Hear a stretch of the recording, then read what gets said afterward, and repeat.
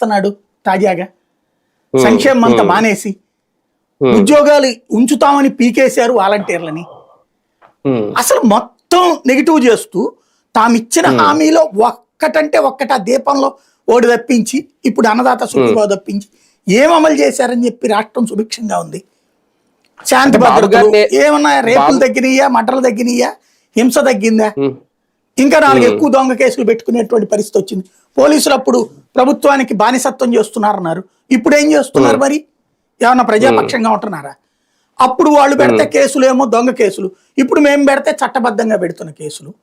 ఎక్కడ జెన్యూనిటీ ఉంది? కానీ అయినా సరే కరెక్ట్ అని చెప్తారు. అది స్పెషల్ ఇక్కడ ప్రచారం. అంటే బాబు గారు నేరుగా చెప్తే నమ్మరని అప్పుడు దీని మీద పవన్ కళ్యాణ్ గారు బొమ్మేసి ఆయన సంతకం కూడా పెట్టించారా? ఇందులో బీజేపీ ఇన్వాల్వ్మెంట్ అయితే లేనట్టుంది. చెప్పేశారు కదా ముందే, అది కూడా పట్టుకోలేదు, మాది జాతి పట్టుకోలేదు. ఈ బాండుల మీద కూడా ఎక్కడ వాళ్ళ లోగో వేయలేదు. కానీ మరి పవన్ కళ్యాణ్ గారిని కూడా నమ్ముంటారు కదా సార్? మరి ఆయన కూడా ఇప్పుడు అసలు నోరే మెదపట్లేదు.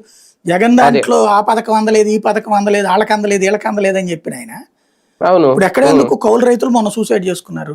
పవన్ కళ్యాణ్ స్టేట్మెంట్ ఏమైనా ఉందా?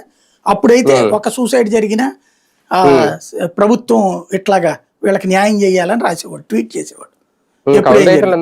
మర్డర్లు జరిగిన, రేపులు జరిగిన, గంజాయిలు జరిగిన, ఇప్పుడు భీమవరంలో కొట్టుకున్నారు. ఇంకా నయ్యో నారా లోకేష్ స్పందించాడు, పవన్ కళ్యాణ్ ఎందుకు